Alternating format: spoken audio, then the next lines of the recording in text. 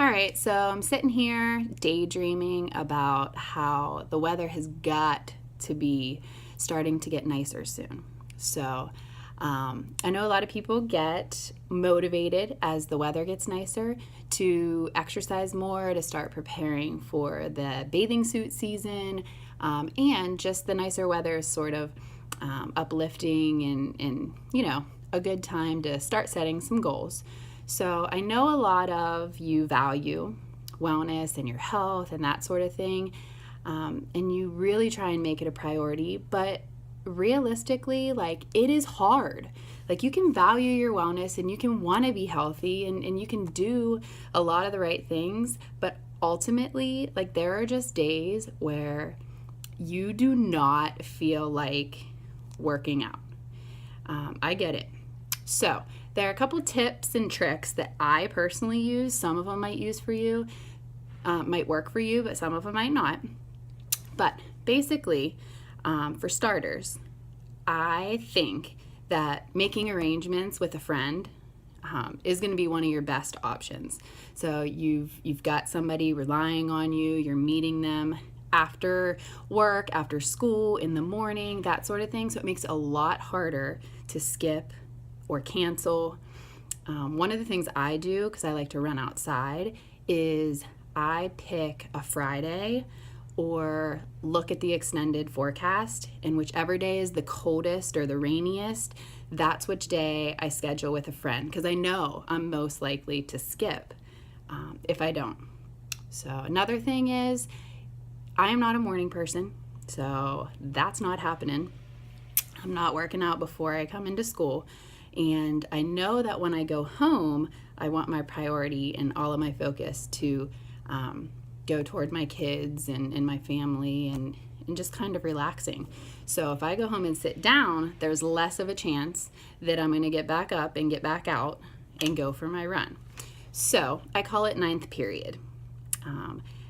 It is built in part of my workday. I change before I walk out these doors, and I pretend like it's just the next class period. I don't have a choice. You do it, then you get in your car and go home. So I've tricked myself into doing that as well.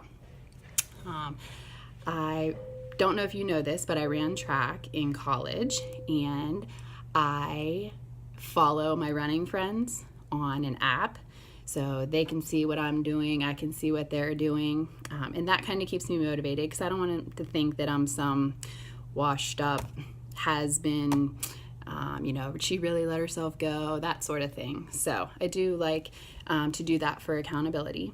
I reward myself if I do a certain amount of miles, or if I reach a certain fitness goal, then I buy myself new running shoes. So to me, that motivates me. Maybe it's a workout outfit or something related to your interests, but my thing is shoes. And then lastly, just a little bit more on a serious note, or that sort of thing, I have to trick myself into reminding myself that some people, are battling cancer. Some people would give anything to even be able to walk.